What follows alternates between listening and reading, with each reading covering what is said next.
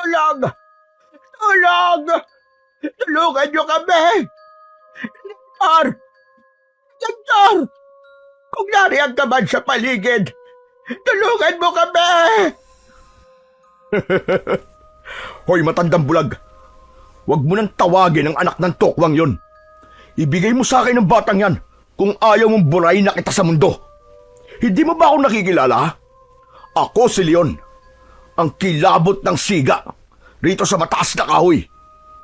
Hindi mo ba nababalitaan kung gaano ako kabagsik, ha? Leon, yung sinasabi nilang may kakayahan magtawag ng mga aswang. Oo, ako nga yun, matandang hunghang. O ano, natatakot ka na ba sa akin? Kung ako sa'yo, bago pa ako magtawag ng mga aswang, ibigay mo na sa akin ang batang yan. Baka hindi mo alam. Papagabi na, oh. Nandito pa tayo sa parte ng baryo na walang ganong dumadaan. Pwede ko rin gawin sa'yo ang kahit na ano na walang makakakita, maliban sa batang yan. Huwag po. Huwag niyo po sasaktan si Lola. Kahit di po ako, huwag niyo po sasaktan. Saka, ano po ba kasi kasalanan namin sa inyo? Wala naman po ah. Hoy, bakit ang gusgusin? Huwag kang sumabat sa usapang matatanda. Saka hindi ko ba alam kung anong dugo ang meron ka, ha? Anong binabalak mo, ha? At bakit palaboy-laboy ka? Mabuti pa ay sa akin ka na sumama kaysa sa matandang yan na isang sipa lang kakalawitin na ni kamatayan. Ang sama mo. At ang yabang mo siga ka. Kung wala rito si Redentor, akala mo kung sino kang hari kung umasta. Redentor! Redentor! Sana'y nariyan ka sa tabi-tabi. Tulungan mo kami rito! Aba, at talagang inuubos mo pasensya kung matanda ka. Huwag mo sabing matawag-tawag ang anak ng tokwang yun eh. Isang tawag pa. At buburdahan ko na talaga ang katawan mo at ipapakain kita sa mga aswang. Bakit hindi mo gawin?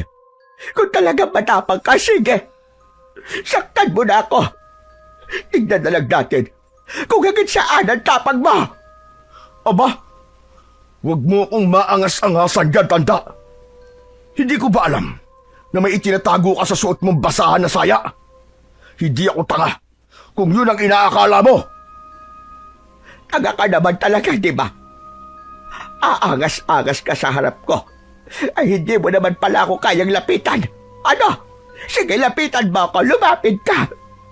Matandang uugod-ugod lang naman ako, hindi ba? Tapos ay bulag pa. Kung hindi ka ba naman napakalaking taka? Anak ng... Umanda ka ngayon. Talagang sinagad mo na ang galit ko. Pagsisisihan mo to! Redentor! Redentor, tulong! Tulungan mo kami! Tulungan niyo kami! Tulong! At sa wakas, ay natuntun ko rin ang kinaroroonan ng tumatawag sa pangalan ko. Lumalatag na ang gabi ng sandaling yon. Naroon sa isang bakanting lote na masukal at malayo sa mga kabahayan ang isang matandang ali na bulag. Yakap-yakap nito ang isang gusgusing bata na sa tansya ko ay mga nasa edad 10 anyos.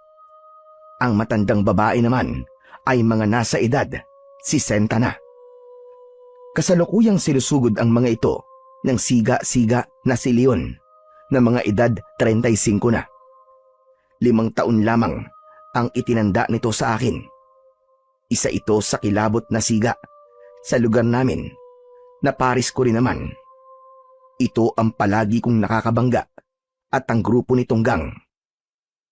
Sabi-sabi itong si Leon ay may kakayahang magtawag ng mga aswang kung gugustuhin ito. Pero ako ay hindi naniniwala roon.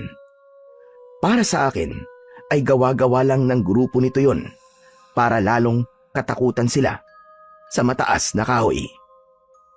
Bago pa man may magawang kung ano si Leon sa 2 walang kalaban-laban, ay sinigawan ko na ito. Hoy, Leon! Kung talagang matapang ka, ako ang harapin mo. Para kang babae. Mahihina lang ang kinakaya mo. Lantar! Lantar, ikaw na ba yan? Diyos ko, salamat. At dumating ka rin. Parusahan mo nga ang leon na ito. Akala mo kung sino. Napakayabang. Siya po ba si Redentor? Oo, apo. Siya nga. Ipagtatagol niya tayo. Hoy ka rin, anak ng tokwa. Wala akong pakialam sa kahit ano pang sabihin mo sa akin. Huwag kang makialam dito! Paano kung gusto kong makialam? May magagawa ka ba, ha? Kaya mo ko, ha? Kampante kong nilapitan si Leon. Tinitigan ko ito ng diretsyo at matalim. Ang loko ay ginaya naman ako. Siga-siga ring lumapit sa akin. May pasinga-singa pa itong nalalaman at padura-dura na akala mo kung sinong walang kinatatakutan. Todo ngisi pa na nang aasar. Nang tuluyang makalapit sa akin, ay dinuro pa ako, sabay tulak. Angas mo rin talaga no? Akala mo ba'y natatakot ako sa'yo, ha? Hindi porket natalo mo na ako minsan, ay aasta ka ng mas mataas talaga sa akin. Wag na wag mo akong mamaliitin at hindi mo alam kung sino ang binabangga mo. Napangisi ako ng mapakla at pinagpag ang bandang dinuro sa akin ni Leon. Kampante ko itong muling nilapitan at halos ipagduldulan ang mukha ko sa mukha niyang bordado ng mga peklat. Nang hahamon ko siyang tinitigan na may kasama pang panunuya.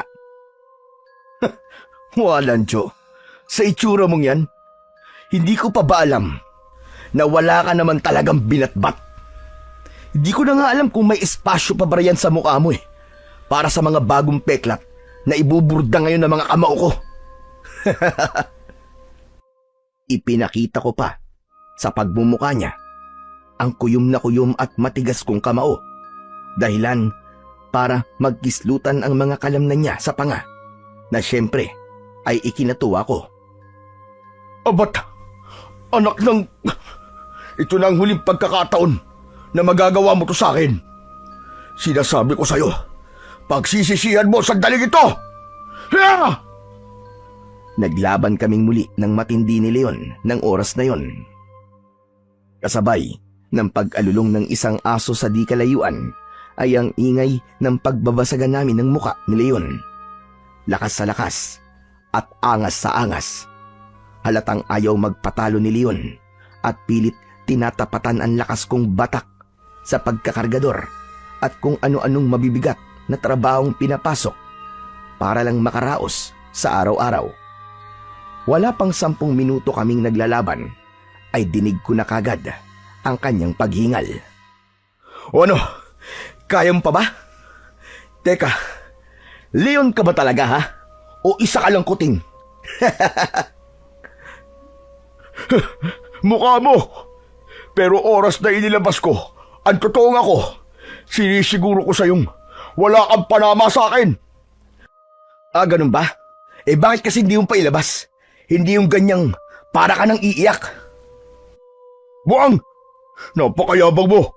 Oras na ilabas ko ang totoong pagkatao ko, ay magsisisi ka! Wawakwakin ko katawan mo! Makikita mo! Aba, di magkawakwakan na tayo ng katawan ngayon din para matapos na agad to. Yan talaga ang gusto ko. Inilabas ko ang tinatago kong bagong lanseta mula sa tagiliran ko. Kumikislap ito sa tama ng liwanag ng buwan na nagsisimula na noong sumikat sa kalangitan. O ito, nakikita mo ba to? Masarap to at hindi naman ako madamot para hindi ipatikin mo ito sa'yo. Susugudin ko na sana si Leon pero nangungunot ang ilong nitong sininghalan ako at hindi malaman kung susugod pa rin ba o aatras na lang. Bandang huli ay bigla na lang itong kumaripas ng takbo habang nagmumura at umuusal ng pagbabanta. Sinagad mo na ako, Redentor! Humanda ka sa muli kong pakikipagharap sa'yo! At hindi lang ako ang makakalaban mo! Ipatitikim ko sa'yo ang bangis na mga kalahi ko! Humanda ka! Sige lang! Kahit magtawag ka pa ng mga aswang na mga kasangga mo, hindi ko kayo uurungan! Ikaw pa lang ay wala ka ng binatbat. Malamang, mga katulad mo lang din ang hahatakin mo. Mga walang binatbat, mga walang kwenta. Anak ka ng pucha talaga. Panahon na talaga para iligpit ka namin. Sige, pagtawanan mo lang ako ngayon. Sa pagbabalik ko, sinisiguro ko sa iyo magmamakaawa ka sa akin. Lintik lang ang walang gante. Pwe! Pwe mong mukha mong bordado ng peklat. Lumayas ka na nga rito. Kung ayaw mong tuluyan na kita ngayon din. At tinangka ko pa talagang habulin ng lanseta ko si Leon. Ang loko ay nataranta naman at mabilis na naglaho sa dilim. Matapos yun ay binalingan ko naman ang matanda at ang kasama nitong bata. Ayos lang po ba kayo, Lola? Hindi po ba kayo sinaktan ng Leon na yun? Ay nako, mabuti na lang talaga at dumating ka, Redentor. Kung hindi, ay baka kung napano na kami nitong kaawa-awa bata. Kung alam mo lang, parang gustong-gusto niya nang kuhanin itong bata. Palagay ko, ay ipapakain niya sa mga kasanggang aswang. Kawawa naman, itong inosenteng batang ito. May dalaga rin ako mga pagontra rito laban sa mga aswang. Lagi kong daladala kung sakaling makasalubong ko ang sigang yon. Na ngayon nga ay heto, natsempuan pa kami. Itong bata lang sana ang makukuha na niya.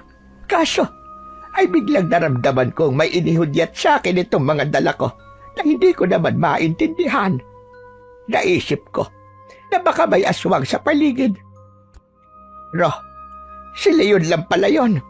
Tapos, sumigaw ng tulong itong bata, kaya naman sinaklolohan ko. Nako, maraming salamat talaga sa iyo, Redentor. Utang namin sa iyo ang mga buhay namin. Nako, wala po yun, Lola Leda. Itong bata ho ba nakasama nyo eh? Hindi po ba napano? Saan tanungin mo, iho? Alam mo naman na bulag ako. Teka, at kapain ko siya. Ano nga palang pangalan mo, bata ka? Aris po ang pangalan ko, Lola. Huwag niyo po akong alalahanin. Ayos lang po ako. Hindi po ako na ng sigang yun. Saka, huwag po kayo matakot dun. Alam ko po kung ano talaga siya. At alam ko po ang kahinaan niya. Napakunot ang noo ko sa tinura na yon ng batang si Aris. Bigla kong naalala ang kanina lang ay sinabi ni Leon. Ha? Teka. Anong ibig mong sabihin na alam mo kung ano talaga ang Leon na yon? Kuwan po. Pwede po bang sa ako na lang po sasabihin sa inyo? Kasi po, delikado po ako kapag sinabi ko eh. Baka hindi na po niyo ako tulungan.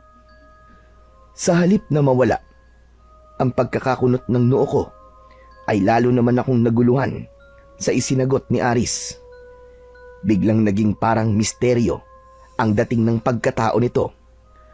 Maging si Lola Leda ay napansin kong ganun ang reaksyon na nakalarawan sa kanyang kulubot na muka. Kasabay nito, kapakapa nito ang mga dalang pangontra na nasa bulsa ng suot na palda. Para bang may kung anong nararamdaman mula sa mga yon. Delikado? Bakit naman magiging delikado ka? Saka, may atraso ka ba sa Leon na yon? Naku, wala po akong atraso sa kanya. Ganito na lang po. Sasabihin ko po sa inyo kung ano po talaga yung sigang Leon na yun. At pati po ako. Pero una po muna ay kailangan niyo pong tulungan ako na hindi po niya makuha. Bakit ka ba gusto niyang makuha? Saka, saan ka nga pala nagmula na bata ka ha? Ngayon lang kita nakita rito sa mataas na kahoy ah. Hindi ka taga rito, tama? Taga rito po ang mga magulang ko. Pero kasi wala na po sila. Tumakas lang po ako sa kuta namin dahil yun po ang bilin sa akin ng inay ko bago po sila ni Itay ay kinuha at saka pinatay. Ano? Sinong kumuha at pumatay sa kanila? Basta po, sa ako na lang po sasabihin sa inyo. Ay, teka po, kailangan na po pala nating umalis dito. Gabi na po. Baka po bumalik dito yung si Leon. Magtatawag po yun ng mga aswang para Pagtulungan po ako makuha. Tama si Aris Redentor. Isasama ko na muna itong bata sa bahay ko. Ikaw rin, sumama ka na muna sa amin. Kailangan namin ng poprotekta sa amin ngayong gabi. Saka may importante rin ako sasabihin sa iyo tungkol sa mga kakaiba kong nararamdaman na inihuhudyat sa akin ng mga pagontra ko. Maliban dito sa bata, pati sa iyo, ay may nararamdaman din akong kakaiba. Ha? Ano naman pong nararamdaman yung kakaiba sa akin? Naku, tara na muna sa bahay ko. At para mas mabilis tayo makauwi, ay akayin mo kami, Redentor. Sa dulo ng purok 3 ang bahay ko. Sa tabi ng sapa. Sa ilalim ng nag-iisang puno roon ng mabolo. Tara na, dali. At kinakabahan talaga ako sa nararamdaman ko ngayon sa mga pagontra ko. Hindi ako mapapakali hanggat hindi ko natitiyak kung ano ang ibig sabihin ng mga ito.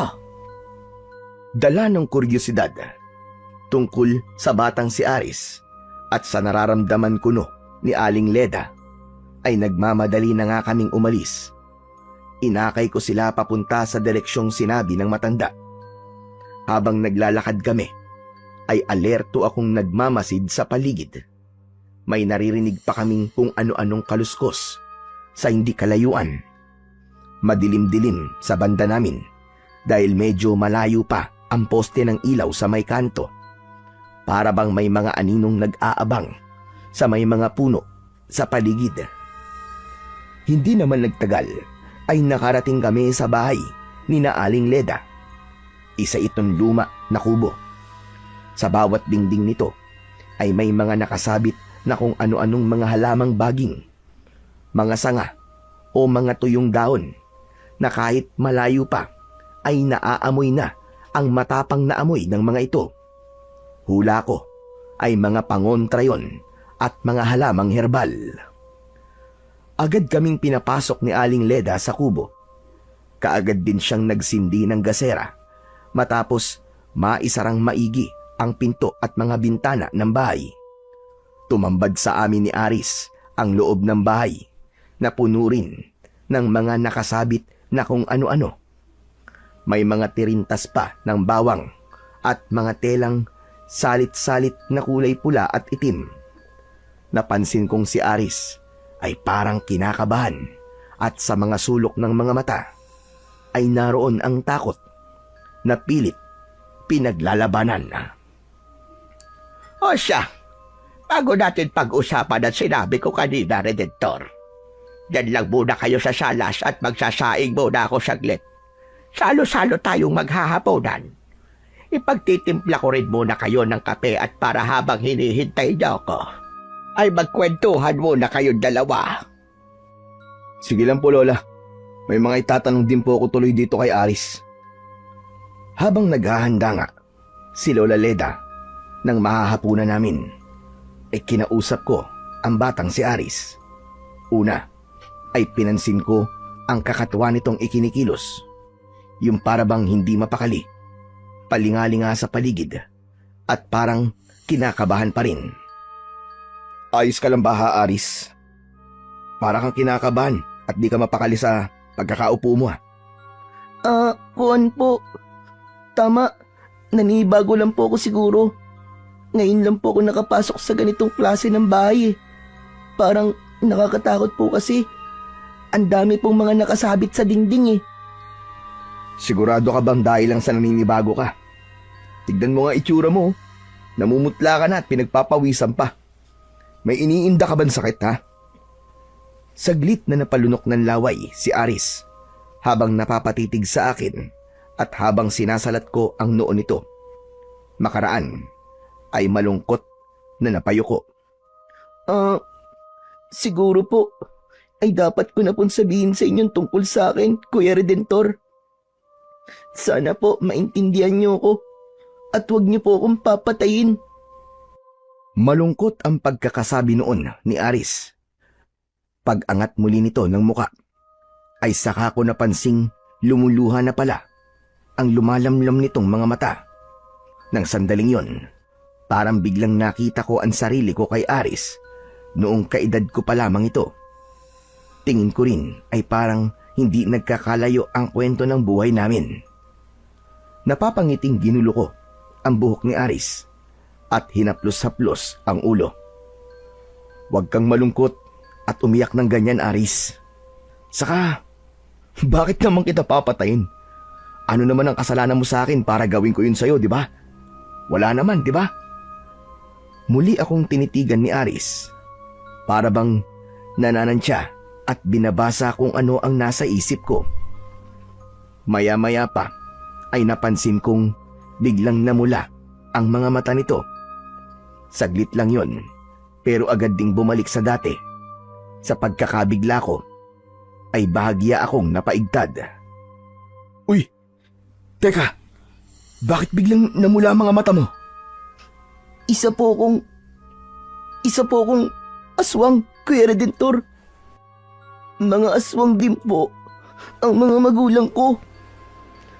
Saglit akong natigilan doon at napaisip. Tinitigan ko ang batang si Aris sa mga mata.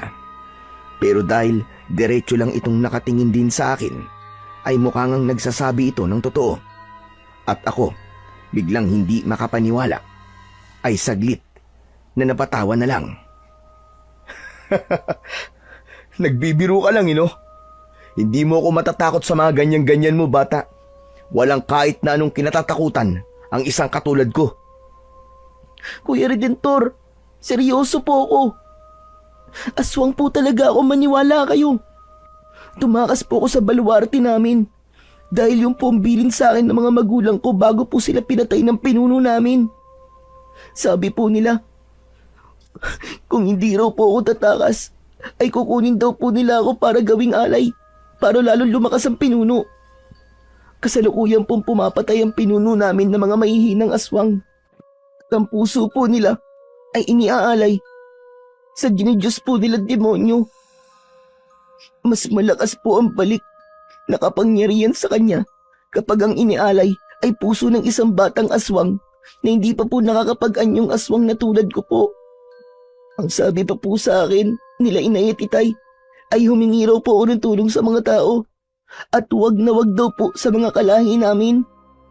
Gawin ko raw po ang lahat ng paraan para hindi po ako makuha ng pinuno. Saka ayaw ko rin pong maging aswang, Kuya Redentor. Ayoko pong maging masamang halimaw na aswang. Ayoko pong paganahin ng pagkaaswang ko. Tulungan mo ako, Kuya Redentor. Tulungan mo ako. Natigilan na naman ako sa mga nalaman kong yun tungkol sa tunay na pagkatao ni Aris. Wala tuloy sa loob ko na napakapa ako sa palawit ng kwintas na suot ko. Nakatago ito sa suot kong t-shirt na napapatungan ng itim na jacket. Naramdaman ko itong nagiinit pero hindi ko na lang pinansin. Si Aris naman noon ay biglang nagkulay pula na naman ng bagya ang mga mata. Maya-maya pa ay bigla kong naalala si Leon. May lihim nga rin pala itong pagkatao na alam daw ni Aris. Teka, oo nga pala Aris. Si Leon din ba ay isang aswang na kapares mo? Yun ba ang sinasabi mong alam mo tungkol sa buang na yun? Opo, kuya. Isa rin pong aswang ang leon na yun. Naamoy ko nga po sa kanya ang amoy ng pinuno namin eh. Ano? Amoy ng pinuno nyo? Pagkakaalam ko po, kapag ang isang aswang ay may amoy ng pinuno, ibig sabihin po, ay tauhan po siya mismo ng pinuno. Kaya rin po delikado ako sa leon na yun, kuya. Sigurado po akong babalikan niya ako kaagad ngayong gabi. Kaya kuya, nakikiusap po ako sa'yo. Sa inyo ni Lola Leda na tulungan niyo po ako. Itago po at protektahan niyo po ako laban kay Leon at sa pinuno naming aswang. Teka, kung talagang aswang ka, bakit nakapasok ka rito sa loob ng bahay ni Aling Leda? Ang dami niyang pangontra dito, pero hindi ka man lang napapano. Hindi po ako napapano, kuya. Kasi nga po, ay hindi ko pa po napapagana ang pagiging aswang ko. Tulog pa po, kumbaga. Pero nararamdaman ko po ang bigat ng enerhiya ng mga pangontra ni Lola Leda. Yun nga po ang dahilan kung bakit parang hindi po ako mapakali. Pakiramdam ko po, kung magkakamali po akong gisingin ng pagkaaswang ko, ay sigurado pong masusunog kagad ako rito. Saka, sa inyo rin po kuya, parang may nararamdaman din po akong kakaiba na mabigat po mula sa inyo. Hindi ko lang po matukoy kung ano. May nararamdaman kang mabigat sa akin? Nako, anong akala mo sa akin, aswang din? Ay teka pala, huwag ka munang maingay at baka marinig ka ni Lola Leda at malaman niyang aswang ka. Baka mamaya mabigla siya at magawang kanya ng hindi maganda. Pero Kuya Redentor, kailangan din po niyang malaman ito. Oo nga, pero hindi natin siya dapat biglain. Tsaka ngayong gabi rin, hindi ko kayo iiwanan na kayong dalawa lang. Medyo may duda pa rin ako sa totoo mong intensyon. Mahirap na. At baka gawan mo pa na masama si Lola Leda. At baka maging salot ka pa rito sa mataas na kahoy. Alam ko po kuya, na hindi kayo basta-basta maniniwala sa akin. Naiintindihan ko naman po kayo.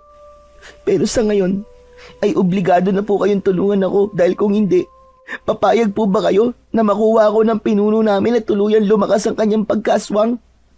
Mas magiging delikado po ang buong baryong ito kapag nangyari pong maialay ako. Saka, lalo rin pong magiging siga-siga si Leon.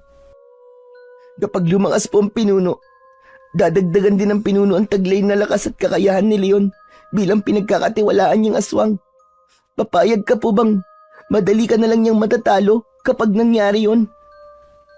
Aba, syempre, hindi ako makakapayag, no? Mas gugustuhin kong ako lang ang aastang siga-siga rito. Dahil ang pagkasiga ko ay para naman balanse ng impluensya ng mga mapagsamantalang mamamayan at mga edukado kuno rito. Kung ang Leon na yun ang tuluyang maghahari-haring siga rito, malamang na lalong gugulo ang kaayusan dito. Hindi ako makakapayag na mangyari yon. Mabuti po kung ganun. Pareho po talaga tayo. Ako rin po. Ayokong lalo pang lumakas ang pinuno namin. Saka sabi ko nga po, ayoko na rin pong maging isang aswang. Gusto ko pong mamuhay na tulad din yung mga tao. Nandidiri na po akong makakita at makaamoy ng malansad dugo ng tao. Kaya kung tutulungan niyo po ako ni Lola Leda, ay tutulungan ko rin po kayo na matalo ang pinunong aswang. Kahit pa po sobrang nakakatakot niya. Sa kabilang paghihiganti ko na rin po para sa mga magulang ko. Titirisin ko ang garuno na yon. Ano? Garuno? Sino yon? Biglang tinakpan ni Aris ang bibig ko ng palad niya na ikinagulat ko. Naku, mali pala na nabigkas ko po ang pangalan ng pinunong aswang. Lalo po akong malalagot nito. Ikaw na rin po, Kuya Redentor. Lagot po tayong dalawa. Malamang na natunugan na kagad ng pinuno namin na may bumigkas ng pangalan niya na isang aswang sa harap ng isang tao. Pareho po tayong hahanapin niya kagad ngayong gabi. Ibig mo sabihin, yun ang pangalan ng pinuno niyong aswang? Mariing tumango si Aris. Nakalarawan sa mga mata niya ang grabing pagkatakot at pangamba. Opo kuya, yun na nga po. Wag niyo na pong babanggitin ulit Mas paulit-ulit po kasing mababanggit ang pangalan niya ay mas lalo pong tatalas ang pangamoy niya sa atin. Mas madali po niya tayong mahanap. Ngayon pa lang po ay kailangan may gawin na tayo para hindi niya tayo masundan. Pero nandito tayo sa loob ng bahay ni Lola Leda. Natagtad na mga pangontra. Tiwala naman akong malalakas sa mga pangontra dito ni Lola Leda. Hindi na siguro tayo basta-basta masusundan o mapapasok dito ng pinuno nyo. Pero kuya, kabisado rin po yata rito ni Leon. Siguradong ituturo niya rin po itong bahay ni Lola Leda. Baka may alam rin po siyang paraan kung paano mapapasok itong bahay. Naku, oo nga no. Napaisip ako ng malalim ng puntong yon kung saan kami pwedeng pansamantalang magtago kung totoo nga ang mga pinagsasasabi ni Aris. Hindi pa rin talaga ako kampante sa kanya dahil kakakilala ko pa lamang sa kanya. At habang nag-iisip ako, ay siya namang biglang paglitaw ni Aling Leda. Dala-dala nito ang mga ihahaing panghapunan namin. Bigla pang napalis ang masayang pagkakangiti ko nang para bang may kung anong nararamdaman habang itinatapik-tapik ang hawak na tungkod sa sahig. Aba, teka. Bakit ganito ang nararamdaman ko? Redentor! Ares! Nariyan pa ba kayo? Nandito pa po kami, Lola Leda. Bakit po? Ano po bang nararamdaman nyo? At napapakunot pa ang noo nyo? Sandali nga. At tulungan mo nga akong ilapag sandali ang mga ito, iho. At biglang para akong manginginig sa kakaiba kong nararamdaman. Agad naman akong tumayo at tinulungan si Lola Leda. Totoo ngang bigla itong nanginginig na hindi maintindihan. Nag-alala tuloy ako at hindi ko maiwasang kabahan ng kaunti. Ayos lang po ba kayo, Lola? Ano po ba kasing nararamdaman ninyo? Naupo muna si Lola Leda. Kinapakaparin muna kami ni Aris bago sumagot. Ewan ko ba? At bakit bigla akong kinabahan sa inyong dalawa? Mas tumindi ang kakaibang nararamdaman ko sa inyong dalawa na inihuhudyat sa akin ng mga pangontra ko sa paligid. Teka, sabihin ko na nga sa inyo ang nararamdaman ko. Ano po bang nararamdaman niyo sa amin? Kay Ares, parang may kakaiba sa pagkatao niya. Isang mabigat na nakatagong enerhiya ang nagmumula sa kanya. Saka parang mas sa kanya nakatuon ang mga pangontra ko. Hindi ko lang masiguro kung masama o mabuting enerhiya ba ang nasa kanya. Diyos ko, bata ka, saan ka ba talaga naggaling at bakit naparito ka sa baryo namin? Ano ba talaga ang pakay mo? At naguguluhan pati ang mga hudyat na natatanggap ko sa mga pangontra ko. Saan ka ba talaga kakampi? Sa liwanag o sa dilim? Makahulugang nagkatinginan kami ni Aris sa mga sinabi ni Lola Leda. Napasenyas pa ako rito. Nasasabihin ko na rin sa matanda ang lihim na ibinunyag nito. Tumangulang naman si Aris. Lola, wag po sana kayong mabibigla ha. Itong si Aris po kasi ay napag-alaman ko po na mula po sa puwersa ng dilim, pero kakampi po siya ng liwanag. Ano ka ba? Anong ibig mo sabihin, Redentor? Paano galing siya sa puwersa ng dilim? Anak ba siya ng engkanto? Lamang lupa? Imposible. Hindi makakapasok sa bahay ko ang kahit alin sa kanila. Lola Leda, makinig po kayo maigi. Bago po ang lahat, ay pakinggan niyo po sana muna ang lahat ng mga sasabihin namin ni Aris bago po kayo tumugon. Sigurado po ako magugulat kayo, pero ipapaliwanag po namin maigi sa inyo. Ano ba yan? Lalo naman akong kinakabahan sa kung ano man sasabihin ninyo. Pero di bale, nakahanda naman ako dahil narito ako sa baluarte kong kubo. Hinihiling ko na nga lang na sana ay mali ang kung ano mang iniisip ko tungkol kay Aris. At sinabi na nga naming lahat kay Lola Leda ang tungkol sa tunay na pagkatao ni Aris. Nakinig naman ng maigi ang matanda at halatang nag-iisip ng malalim. Nakatuon pa ang mukha nito sa direksyon ni Aris na parabang hindi ito bulag. Matapos naming maipaliwanag ang lahat, ay saka lang muling nagsalita si Lola Leda.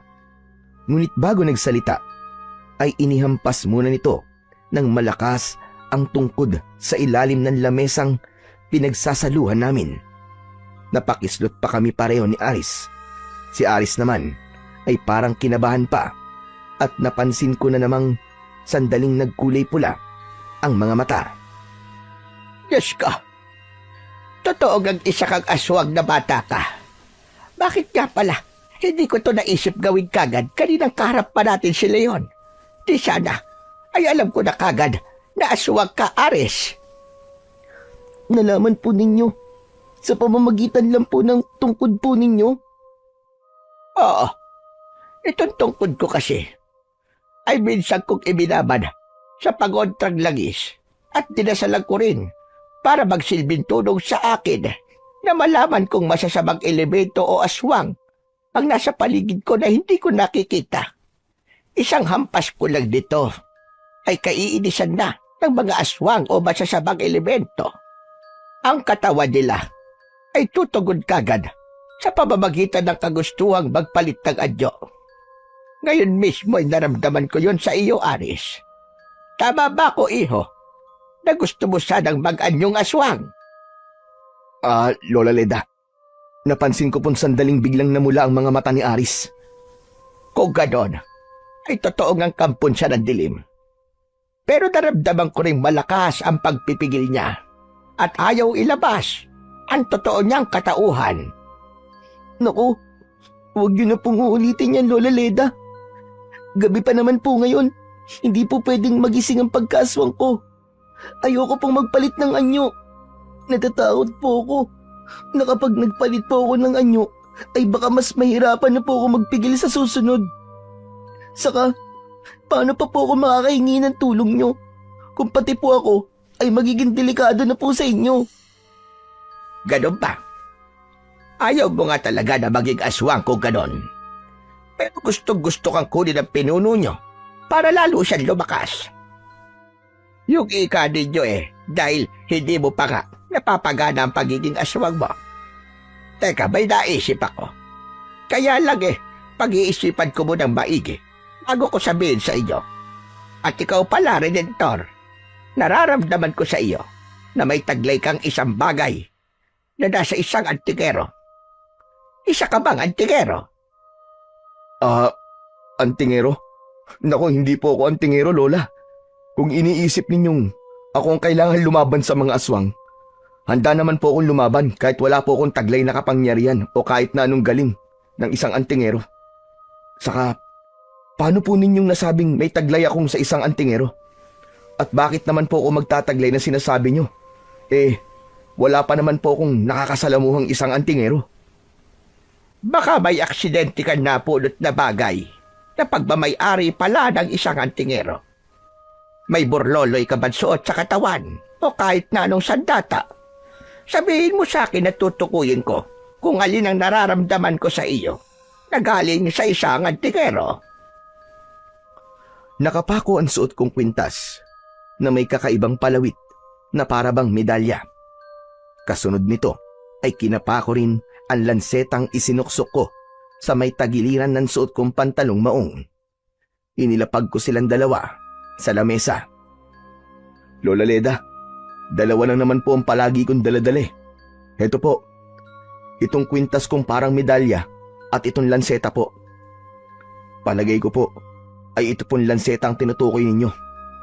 Takot na takot po si Leon kapag nakikita to. Tulad na lang po kaninang naglaban kami. Isang lanseta? Isang kwintas na parang medalya? Teka, at kakapain ko nga sila at ididikit ko sa baston ko. Alalayan mo nga kamay ko, Redentor, sa lanseta mo. Baka matalas masugatan pa ako. Lola Leda, huwag niyo pong itataktak ulit yung baston niyo ha. Ipapaalala ko lang po. Huwag kang mag-alala, Aris. Ididikit ko nga lang sa baston ko ang mga ito. Pero binabalaan pala kita. Lumayo ka muna saglit dito sa lamesa. Isa sa mga ito ay pag-aari ng isang antingero. Kaya pwedeng maapektuhan ka kapag naidikit na sa baston ko. Baka mapuwersang mapalabas ang pagiging aswang mo. Oo nga po pala. Sige po. Dun po muna ako sa bandaroon na wala pong ganong mga pangontra na nakasabit. Matapos makalayo ni Aris, ay sinimulan ng idikit ni Lola Leda sa kanyang baston ang mga inilapag ko sa lamesa. Inuna muna niya ang lanseta. Sumunod ay ang palawit mismo ng kwintas ko. Medyo nanlaki ang kanyang mga mata nang biglang parang napaso. Ako rin ay pinanlakihan ng mga mata nang mapansin kong medyo umiilaw ang palawit. Ay nako, Redentor. Ito, uminit pa itong palawit na ito ng kwintas mo. Palagay ko ay medalyon ito ng isang antingero. Nagtataglay ito ng malakas na enerhiya. Sigurado ka bang Hindi ka isang antingero. Hindi po talaga, Lola. Ngayon ko lang po nalaman na sa antingero po pala yan. Abay kung alam ko lang po, noon ko pa sana tinapos ang leon na yun. Bakit? Kampon din ba ng dilim ang leon na yon? Nakalimutan po pala namin siyang isali kanina sa paliwanag namin tungkol kay Aris. Isa rin pong aswang si Leon, Lola. Kaya po pala, nakakapagtawag siya ng mga aswang. Diyos ko po, sabi ko na nga ba, iba rin kasi ang nararamdaman ko sa leon na yon. At kaya pala gusto niya makuha itong si Aris. Pues, hindi siya magtatagumpay dahil tutulungan natin si Aris. Pero, teka pala, saan o kanino mo ba nakuha ang palawit na ito, Redentor? Mukhang makakatulong din natin siya pagkat isa siyang antingero. Inalala ko kung sino ang nagbigay noon sa akin. Medyo natagalan pa ako bago ko lubusang naalala. Alam ko na, tama. Si Mang Tonyo po ang nagbigay sa akin yan, Lola. Pero hindi naman po siya antingero ah. Si Tonyo na albularyo? Yung taga Purok 5 ba? Opo, siya nga po.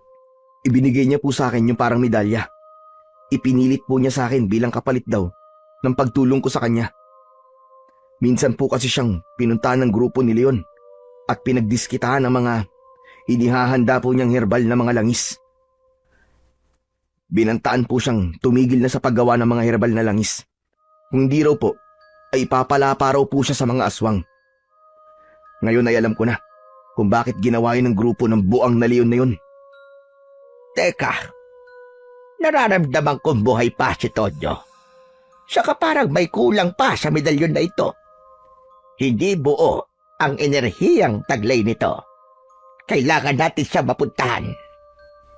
Habang nagsasalita pa si Lola Leda, walang ano-ano ay biglang napatakbo papalapit sa amin si Aris. Halata sa mukha niya ang matinding pag-aalala, takot at kaba. Kuya Redentor, Lola Seda, kailangan na po nating kumilos. Kailangan na po nating umalis dito. Ha? Bakit naman, Aris? Nararamdaman ko pong paparating na po dito ang pinuno namin. Sigurado po akong dito po sila pupunta. Sabi ko nga po sa iyo, Kuya Redentor, masusundan nila tayo dahil sa pagkakabanggit natin sa pangalan ng pinuno. Mahirap na po kapag naabutan nila tayo dito. Redentor, mukhang totoo ang sinasabi ni Aris. Lalong umiinit itong palawit ng medalyon mo. Senyales na may mga paparating nga rito. Nararamdaman ko ring tumatapang ang mga amoy ng mga pangontra kong herbal na mga nakasabit sa dingding. Napasimangot ako ng sandaling yon dahil hindi ko yon inaasahan. Bigla na lang ay napasuong kami sa isang di biro-birong sitwasyon. Naamoy ko na rin, Kuya Redentor, ang amoy ni Leon. Kagad, Kuya. Delikado na tayo ngayong gabi. Pero saan naman tayo pupunta? Teka, at mag-aakot lang ako ng ilang mga pangontrang magagamit natin. Hindi pwedeng tumakas tayo na wala tayong dalang proteksyon.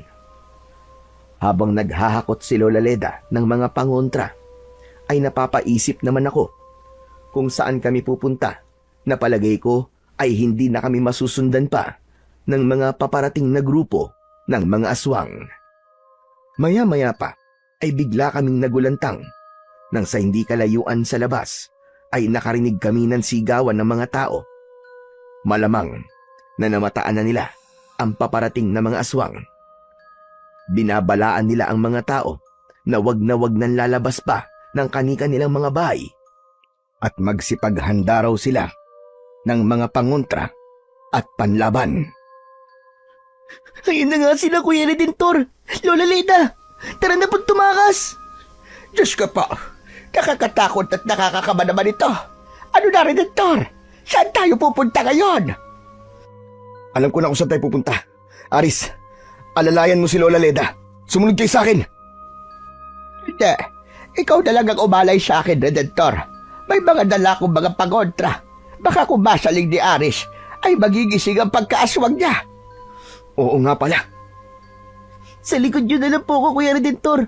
Sasabihan ko po kayo kapag naramdaman ko pong may aswang sa paligid natin na malapit na po sa atin. Ganun na nga ang ginawa namin. Kami ni Lola Leda ang nagpatiuna at si Aris sa likuran namin. Siyempre, habang naglalakad kami papalayo sa kubo ni Lola Leda, ay pasimple kong nililingon-lingon si Aris. Medyo duda pa rin ako sa kanya. Kung sakali ay may naisip na akong panlaban sa kanya. Noon ay suot ko na ulit ang medalyon ko na tulad nga ng sabi ni Lola Leda ay umiinit pa rin. Ang lanseta ko ay nasa may tagiliran ko na ulit. Ito ang gagamitin ko kay Aris kung sakali. Sa purok 5 ng mataas na kahoy kami nagpunta. Sa bahay ni Mang Tonyo na albularyo. Ang dulo nito kung saan naroon ang bahay ng albularyo ay katabi na ng gubat. Malapit na kami sa bahay ni Mang Tonyo nang biglang matigilan si Lola Leda. Teka muna sandali, Redentor. Parang may naaamoy akong mga herbal na halaman sa paligid. Parang pamilyar sa akin ito. Nandito na tayo kina Tonyo. Opo, Lola. Siya po talaga ang unang-unang naisip kong puntahan. Bahay ng isa pang albularyo na katulad nyo. Para may protection din po tayo maliban dyan sa mga daladala nyo. Siguro po naman ligtas tayo rito. Paano naman si Ares? Baka hindi siya papasukin ni Tonyo kapag naramdaman niyang aswang din ang bata. Teka po pala, Kuya Redentor. Parang wala naman po yatang tao sa loob ng bahay. Kung meron po, bakit wala po nakasinding ilaw sa loob? Teka. Oo nga no. Pero bukas naman ang pinto ng bahay. Baka nasa loob ng si Mang Tonyo. Baka nakaidlip lang. Ay hindi, Redentor.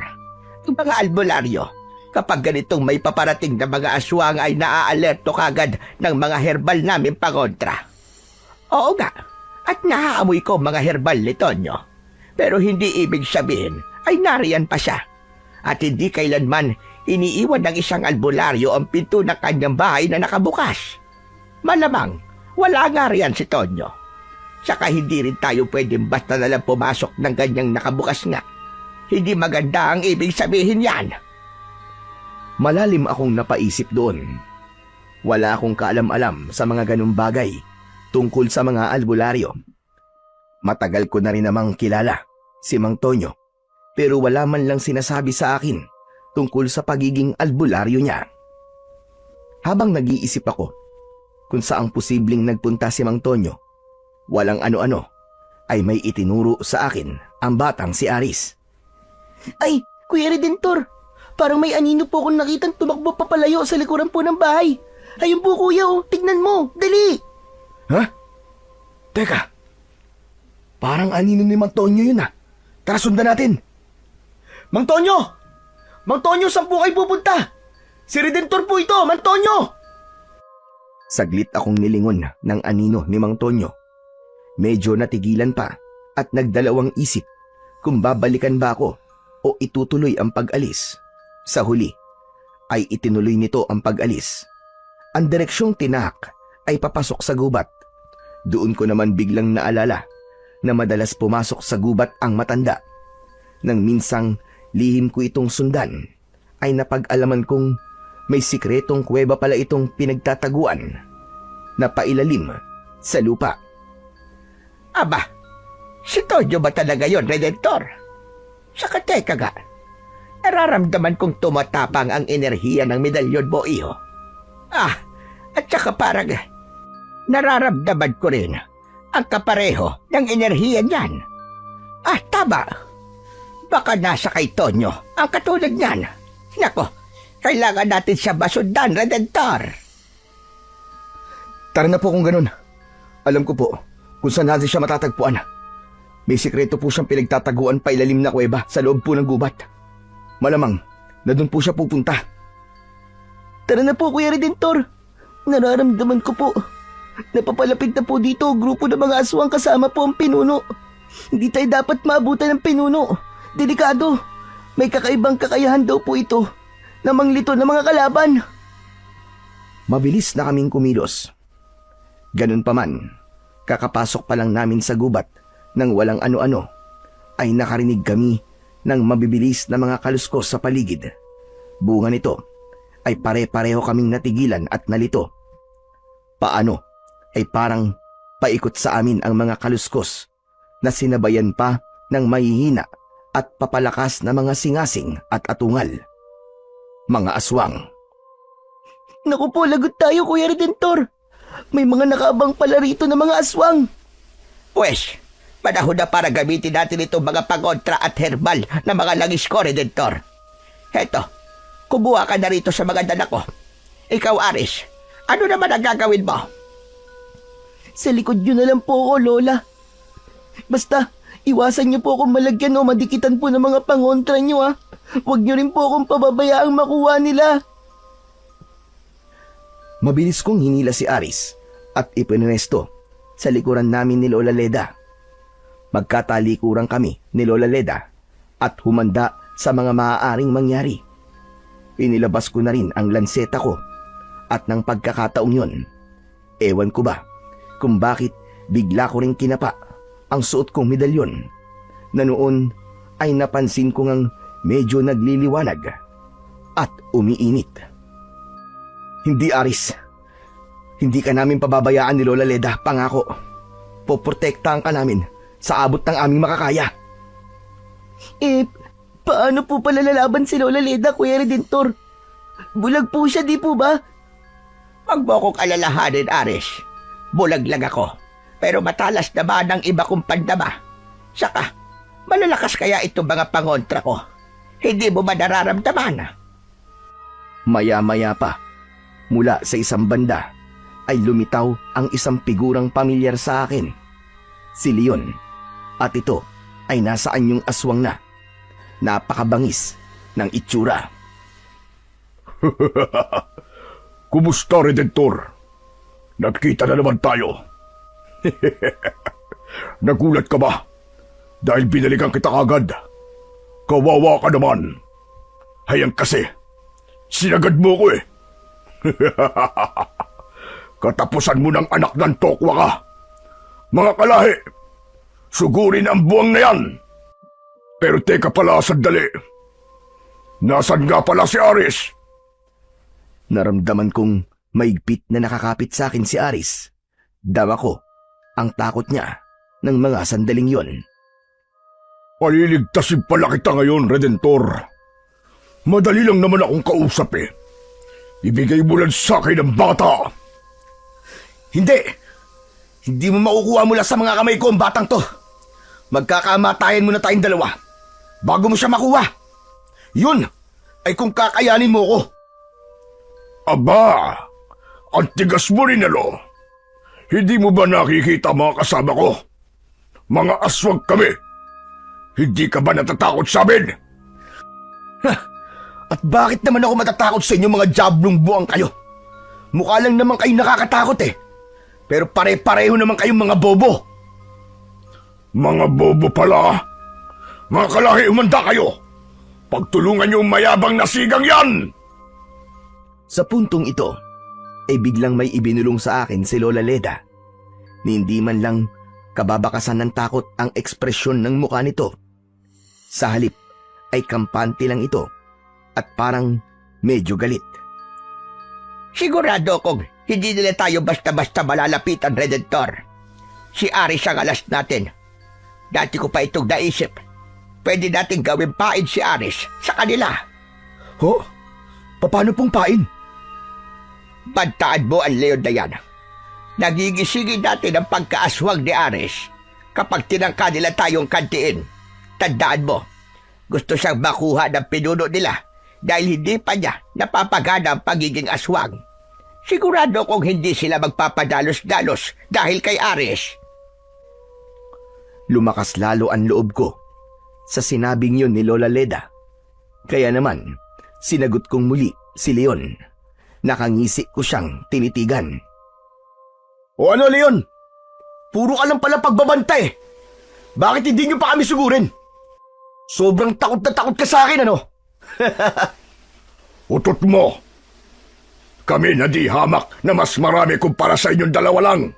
At bulag pa ang kasama mong matandang yan. Matatakot. Kayo ang mas dapat na matakot. Kaya kung ako sa'yo, ibigay mo na sa akin ang batang yan. Dahil ang batang yan ay... ibigay mo na sa akin ang batang yan. At hahayaan pa kitang mabuhay sa gabing ito, Redentor.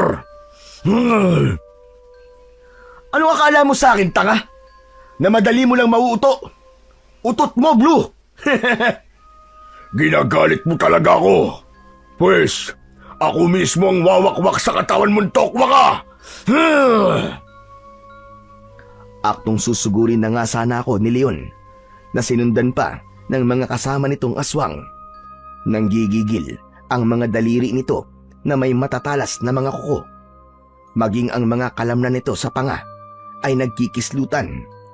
Todo tulo rin ang malapot nitong laway na nagmumula sa maumbok nitong bunganga, natadtad ng matutulis na mga pangil. Nang grabing dadambay na sana ako ni Leon, ay bigla naman itong natigilan nang hilahin ko si Aris at iniharap sa kanya. Sige, subukan mo. Dambahin mo ako at gigisingin ko ang pagkaswang ng batang ito. Ano? Papalag ka? Wag! Wag, Kuya Redentor! Huwag niyo pong gigisingin ang pagkaswang ko! Ayoko po! Anong alam mo sa batang yan? Huwag mong sabihin. Hindi na ituloy ni Leon ang pagsasalita pagkat sinamantala ni Lola Leda na sabuyan ito ng mga pangontrang langis.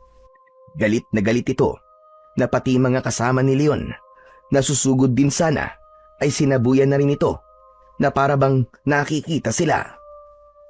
Masunog kayo mga aswang kayo. Lalo ka ng leon ka. Mga salot kayo sa baryo namin. Hindi ko kayo titigilan hanggat hindi nyo kami tinatantanan. Dahil sa ginawang yun ni Lola Leda ay biglang nagsiusok ang mga katawan ni na Leon at ang mga kasama nito. Grabing nasunog ang kanilang mga balat. Takot na kagad na napaatras sa mga ito. Si Leon ay nagbabanta pa at galit na galit. Anak ng putya kang bulag kang matanda ka. Pagbabayaran mo ang ginawa mong ito sa amin. Hindi pa ito ang huli nating pagkaharap. At talagang ang pinuno ang gusto niyong makaharap, ha? Pues, makakarating to kagad sa pinuno namin. Narito lang din siya ngayong gabi para pulbusin kayong dalawa ni Redentor. Tumahimik ka.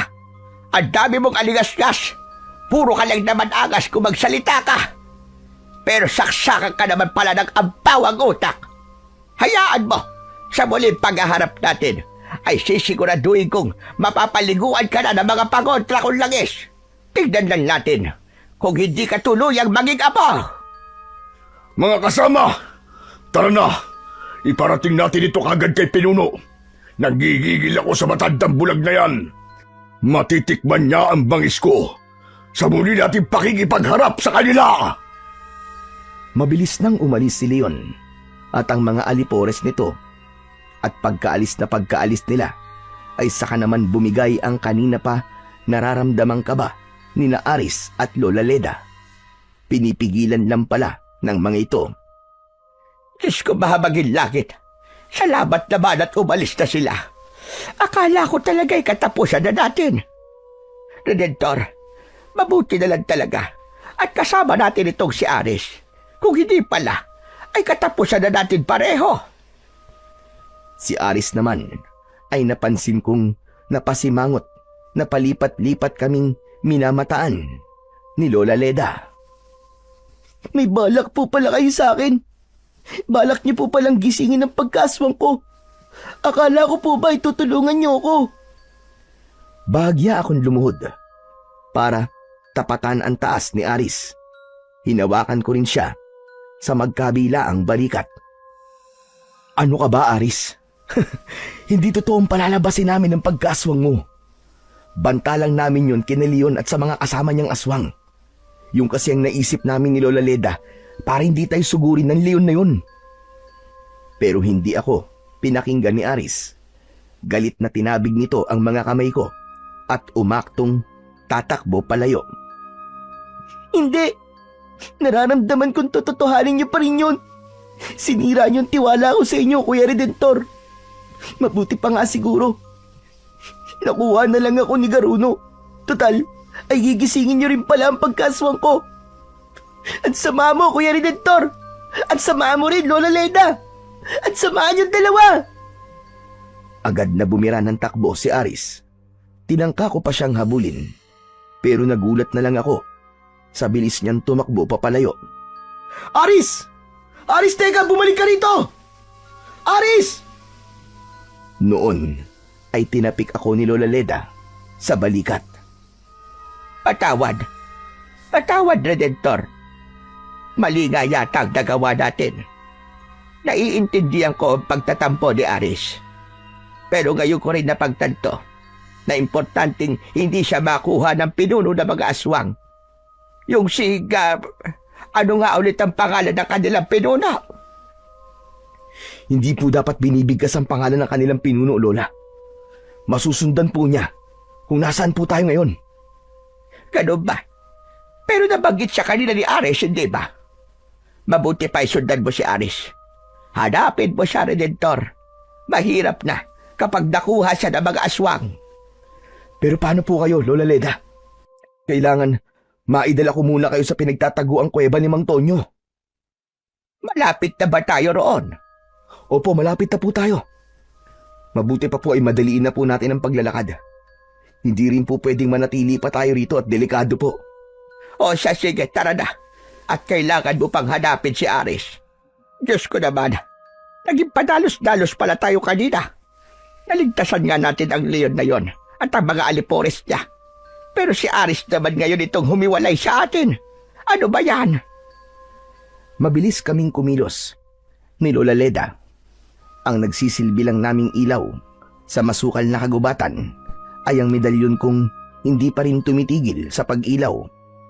Patuloy pa rin itong umiinit sa paraang nakapagtatakang hindi naman ako napapaso. At para naman mas lumiwanag pa, ay tuluyang ko na itong inilabas mula sa loob ng damit ko. At gano'n na lang ang pagkagulat ko.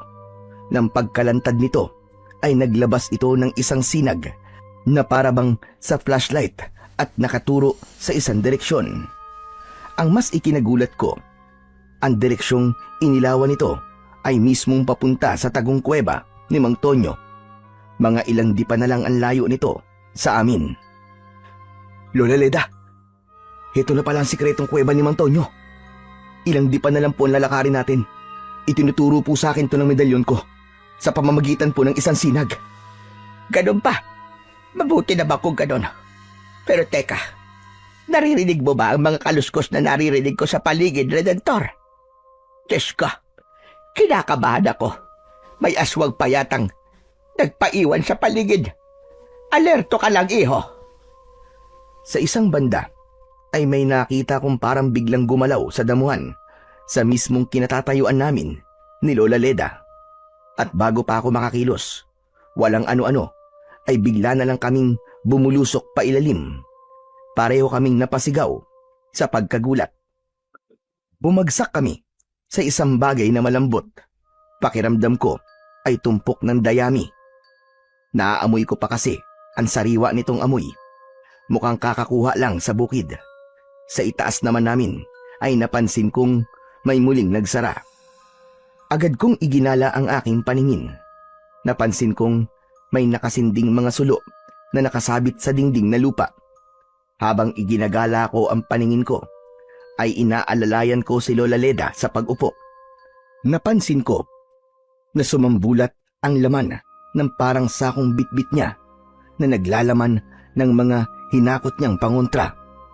Dahil malambot ang nilapagan namin, mabuti na lamang at walang nabasag sa aling mga botelya. Ayos lang po ba kayo, Lola Leda? Hindi po ba kayo napano? Baka nabalian na po kayo. Ayos lang naman ako, iho. Pero teka, nasa na ba tayo? Bakit amoy dayami rito? Saan ba tayo nahulog? Hindi kaya patibog itong pinaghulugan natin? Diyos ko pa. At lalo pang napasingot-singot sa paligid si Lola Leda para itong may hinahanap na amoy sa ere. Bakit parang may naaamoy akong herbal sa paligid, Redentor? Nasaan ba talaga tayo? Hindi ko rin po alam, Lola. Pero maraming nakasinding sulu sa paligid. Para pong nasa loob po tayo ng isang kuweba. Aba teka, baka po. At bago ko pa maituloy ang pagsasalita, sa isang banda ng malaking butas na kasya ang isang tao, ay napansin kong may bulto ng isang lalaki na nakatayo roon. Parang buka na yun o pasadyang pintuan. Inaninaw ko ang kanyang itsura at gano'n na lang ang panlalaki ng mga mata ko nang makilala ko kung sino yun. Mang Tonyo? Mang Tonyo, kayo po ba yan? Nagsimulang maglakad papalapit sa amin si Mang Tonyo. Malayo na ito sa dating itsura nito. Mahaba ang ubaning buhok na hanggang bewang. Pati balbas nito ay kulay puti na rin. Ay umabot na rin ang tubo hanggang sa kanyang bewang. May hawak itong tungkod na kulay puti rin. May suot itong medalyon na tulad ng suot ko. Umiilaw rin yon sa tapat ng dibdib nito. Kahit matanda na, ay matikas pa rin naman ang tindig ni Mang Tonyo. At bakas pa rin sa kulubot na muka ang taglay na kagwapuhan. Mabutit napadpad kayo rito sa gubat, Redentor. Malamang ay inakay kayo ng suot mong medalyon na bigay ko sa iyo. Naglabasan na naman ang mga aswang sa baryo at may hinahanap silang isang batang lalaki na hindi pa nagigising ang pagkaswang. Naramdaman ko ring susundan sana kayo ng pinuno ng mga aswang. Mabuti na lamang at natapat kayo sa isa pang sikretong daanan nitong kuweba ko sa ilalim. Kung hindi, ay malamang na matutuntun na kayo ng tusong pinuno ng mga aswang. Nako, mabuti na lang at ikaw pala yan, Tonyo. Kaya pala, nakakaamoy ako ng herbal rito. Saka, kilala mo rin pala ang pinuno ng mga aswang. Ang batang si Aris nga pala, maalala ko. Kailangan namin siya mabawi ulit, Tonyo. Tulungan mo itong si Redentor na hanapin ang batang iyon. Hindi pwedeng makuha iyon ng mga aswang dahil iaalay daw yon ng kanilang pinuno para lalo itong lumakas. Hindi nyo na siya kailangang hanapin pa, Leda. Ano ka ba? At bakit naman, Tonyo? Importante sa atin ang batang iyon. Yun ang magagamit natin laban sa mga aswang. Hindi nyo na siya kailangang hanapin dahil narito na siya sa kuweba ko, Leda. Natsempuan ko siya bandang una habang nagmamasid-basid ako sa paligid ditong kuweba. Bago kayo napadpad dito, naramdaman kong isa siyang aswang na hindi pa aktibo ang pagkaaswang. Kaya sinambot ko ang pagkakataon na makuha siya. Saka naisip kong siya ang kasama ninyo kaninang naparoon kayo sa bahay ko. Kung ganun, nasan po siya, Mang Tonyo? Bakit hindi niyo po siya kasama? Pinatulog ko siya sa pamamagitan ng herbal na gamot. Balak ko siyang pag-aralan para magamit natin para magtagumpay tayo laban sa pinuno ng mga aswag. Matapos magsalita, ay tinulungan kami ni Mang Tonyo na makaalis sa bunton ng mga dayami at inakay niya kami kung saan naroroon si Aris. Matagal ko nang pinagplanuan kung ano ang mabisang paraan para matalo ang pinuno ng mga aswang. Mahirap kalabanin ang pinuno sapagkat may espesyal siyang kakayahan. Ano po ang espesyal niyang kakayahan, Mang Tonyo? Ilang beses ko na ring nakakalaban ang pinuno. Pero ilang beses din niya akong naisahan. May kakaiba siyang kakayahang manglito ng mga kalaban niya. May suot siyang parang medalyon na dalawa ang palawit. Salitang umiilaw ang mga yon sa harap ng kalaban. Nanglilito po siya ng kalaban? Sa paano pong paraan, Mang Tonyo? Pinagpapalit-palit niya sa paningin ng kalaban ang mga nasa paligid. Teka, sandali. Paano mo namang nalaban ng ganong kakayahan ng pinuno ng mga aswang, Tonyo? Matagal ko nang nakakalaban ng pinuno, tulad nga ng sinabi ko. Maraming eksperimento na rin akong nagawa. Nakakalungkot lang. At marami-rami na rin akong naisasakripisyong mga tao. Pero ang layunin ko ay para tuluyang matalo ang pinunong yon. Hanggat hindi natin siya natatalo, ay patuloy silang makakapambiktima ng mga tao at mas lalong maraming tao pa ang mabibiktima niya. Kung ganon, sa tagal mo na palang kinakalaban ng pinuno, siguro naman ay may nabuo ka na kahit papano na magandang plano. Meron na nga ba, ha, Tonyo? Meron naman, Leda. Isa na nga riyan, ang medalyong kong tagumpay kong nagawang maging dalawa. Ang isa nga ay suot na ngayon ni Redentor. Noon ay napakapa akong muli sa suot kong medalyon na noon ay tumigil sa pag-ilaw at hindi na rin mainit. Mang Tonyo, bakit nyo nga pala ito binigay sa akin? Albularyo po kayo at hindi isang antingero, hindi po ba? Tama ka. Albularyo ko iyo. Pero isa rin akong antingero. Hinililihim ko lang sa mga tao. Ayoko kasing mabalitaan ng mga aswang na nagpapanggap lang ako na karaniwang tao, ngunit isa pala akong antingero. Pero mula nang malaman ng pinunong aswang ang totoo kong papel, ay naging patago-tago na ako. Ito ang dahilan kung bakit ginawa ko ang pailalim na kuwebang ito rito sa gubat. Dito ay hindi ako natutuntun ng mga aswang. Tungkol naman sa ibinigay ko sa iyo na medalyon, Redentor. Importante kasi na hindi ko suot ang dalawa kong medalyon. Kaya ibinigay ko ang isa sa iyo. Yun ay para makontra ang suot na medalyon ng pinuno na may dalawang palawit. Hindi ko pa sigurado kung gagana ang ginawa ko sa mga medalyon. Malalaman lang natin kapag nakaharap na natin ang pinunong aswang. Paano po ba dapat sila gagana? Yan pa pala ang importanteng dapat ko sabihin sa iyo, Redentor. Kapag gumana ang mga medalyon natin kontra sa medalyon ng pinuno, magpapapalit-palit din ang mga pagkatao natin sa mga mata ng pinuno. Dapat kang maging handa kapag nangyari yon. Kailangan nating magpanggap ayon sa inaakalang tayo ng pinuno. Halimbawa, nalaman mong ang tingin sa iyo ng pinuno ay ikaw ang batang lalaki na ito. Kailangan samantalahin mo ang pagkakataon na kumilos ayon sa tingin niya sa iyo.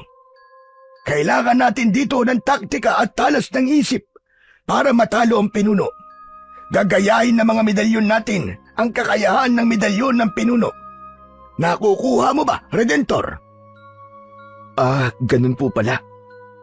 Paano naman po kung ang tingin sa akin ng pinuno ay ako si Lola Leda?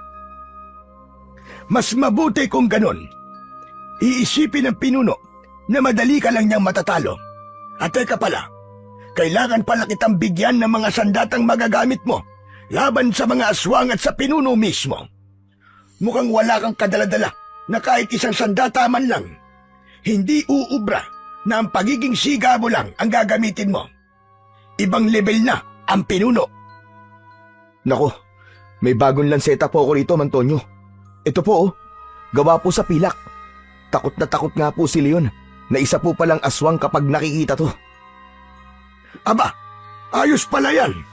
Kinatatakutan talaga ng mga aswang ang kahit na anong sandata na gawa sa pilak. Kapag itinarak mo yan sa puso nila, ay tiyak ang kamatayan nila. Yan lang pala ay sapat na. Pero bibigyan pa rin kita ng ibang magagamit mo. Ako ba, Tonyo? Hindi mo bibigyan ng sandata. Hindi porket bulag ako, ay wala na akong kakayahang makipaglaban sa mga aswang. Siyempre ay bibigyan din kita, Leda. Saka alam ko rin namang isa kang mahusay na albularya at herbalista. Isa pa, ay kailangan namin ng presensya mo para panlito sa pinuno ng mga aswang. Siyempre, lahat tayo ay may papel rito, Tonyo. At hindi rin talaga ako makapapayag na lumakas palalo ang kampo ng mga aswang. Galit ako sa mga katulad ni Leon na aswang na nga ay siga-siga pa sa baryo. Hindi katulad nitong si Redentor na inilulugar ang pagkasiga niya At siya nga pala. Biglang natigilan sa pagsasalita si Lola Leda. Nang walang ano-ano ay nakarinig kami ng kakaibang ugong na nagmumula sa may ulunan namin. Halo-halong mga singasing, atungal at mga kaluskos ang naririnig namin.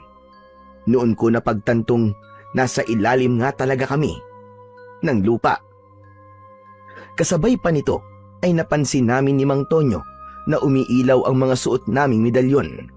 Umiinit din pati. Si Lola Leda naman ay napakapa sa mga dala niyang pangontra.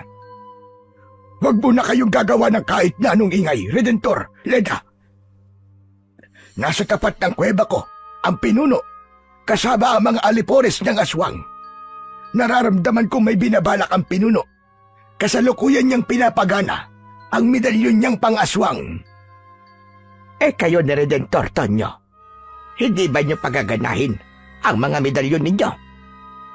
Papahin mo lang ang medalyon mo, Redentor. Pakiramdaman mo lang at sundin mo kung ano bang ibinulong sa isip mo. Alam kong ilang ulit mo nang naranasang parang may nag-uutos sa iyong isip, ngunit hindi mo lang alam. Kaya ngayon ay sinasabi ko na sa iyo kung paano yang gumagana. Naalala ko ang mga karanasan kong yun, lalo na kapag napapaharap ako kay Leon. Hindi ko alam na yun na pala yun. Gumagana na pala noon pa sa akin ang medalyon. Nang muli kong kapain ang medalyon, ay sakto namang parang bigla kong naisip si Aris. Parang may kusang nagsasabi sa isip ko. Nalapitan kagad si Aris bago pa man ito magising. Ngunit bago ko pa man malapitan si Aris, ay saka naman agad nagdilat ng mga mata ang bata. Pagkatapos ay ako pa kagad ang nakita. Napasimangot ang mukha nito at mabilis na bumangon. Ikaw na naman, Kuya Redentor. Nakakainis. Nasaan ba ako? At bakit kayo nandito ni Lola Leda? Kayo po, matandang ubanin. Sino po ba kayo? Bakit niyo po ako dinala rito? Kalagan niyo ako. Wala akong tiwala sa inyo. Nararamdaman ko ang pinuno sa paligid. Kalagan niyo ako rito. Kung ayaw niyong tawagin ko siya. Garo! Bago pa man mabigkas ni Aris ang pangalan ng pinunong aswang, ay mabilis ko kagad na tinakpan ang bibig niya at para hindi na rin siya makagawa pa ng anumang ingay. Medyo matinis pa naman ang kanyang boses. Nang puntong yon, ay malamang na narinig ng mga aswang si Aris. Bigla kasing lumakas lalo ang kanilang pag-iingay sa itaas ng kuweba, kasabay ng sabay-sabay nilang pagpadyak sa lupa. Ano pat, nagsimulang maglaglagan mula sa itaas ang ilang maliliit na mga bato at tipak ng lupa. Naku, bago pa gumuho tong kuweba, Mantonyo, mukhang kailangan na po natin lumabas. Mahirap pong makulong tayo dito at matabunan dito sa loob. Tama ka, Redentor. Kailangan na nga natin lumabas. Magsipaganda kayo. Leda, humanda ka. Ako ang aakay sa isa palabas. Ikaw naman, Redentor. Ikaw na ang bahala sa batang yan. Tandaan mo, hindi dapat makuha ng pinuno yan. Tandaan mo rin, Redentor. Malaking alas natin niyang si Aris. Alam mo na kung anong dapat na gawin sa kanya kapag napaharap tayo sa mahirap na sitwasyon. Si Aris naman noon ay nagpupumiglas at sinisikap sumigaw kahit todo ang pagkakatakip ko sa bibig niya. Aris, ano ba, tumigil ka? Hindi ka namin ipapahamak kung yun pa rin ang iniisip mo. May ibang paraan kaming naisip ni Mantonyo laban sa pinuno. Pareho kaming may mga medalyon. Tulong-tulong tayo rito. Lahat tayo ay may kanya-kanyang papel. Ngunit lalong nagpumigla si Aris na para bang ayaw na ayaw niyang madikit sa akin. Maya-maya pa ay ibinuhos niya ang buong lakas at mapuwersang kinagat ako sa kamay. Todo pigil akong napaigik na lamang para hindi makalika ng ingay. Natanggal ang kamay ko sa pagkakatakip sa bibig ni Aris. Lumayo ka sa akin, Kuya Redentor! Nasasagi ko ang lanseta mo. Ang init sa pakiramdam. Napapaso ako. Noon ko naman napansin na medyo nagkukulay pula ang mga mata ni Aris. Naku, ganun ba? Pasensya na. Pigilan mo ang pagiging aswang mo, Aris, ha? Namumula mga mata mo. Yang medalyon mo, Kuya Redentor, tignan mo. Kakaiba ang ilaw niya. Kakaiba rin ang nararamdaman ko ngayon, Kuya, sa nangyayari sa pinuno namin. Kinakabahan ako. Kayong dalawa, bilisan nyo. Sumunod kayo sa amin ni Leda. Sa kayang medalyon mo, Redentor. Kapain mo lang at humanda ka sa iuutos dyan sa iyo. Lahat tayo ay kailangan maging alerto at maparaan. Kailangan matalo natin ang pinuno ng mga aswang. Diyos ko, ang mga pangontra ko, Tonyo, sabay-sabay silang umiinit at kumukulo. Nakakakaba naman ito. Mukhang iba talaga ang lakas ng mga aswang na kasama ang kanilang pinuno. Mukhang mahihirapan tayong kalabanin sila. Inuulit ko, makinig kayong mabuti. Maging alerto kayo at mag-isip na mabuti kapag kaharap na natin ang pinuno. Obserbahan nyo ang bawat nasa paligid. Tandaan nyo ang kakayahan ng pinuno na manglito. Pagpapalit-palitin niya ang mga anyo nilang mga aswang. Ibig sabihin ay kasalukuyang nasa ibang katauhan siya.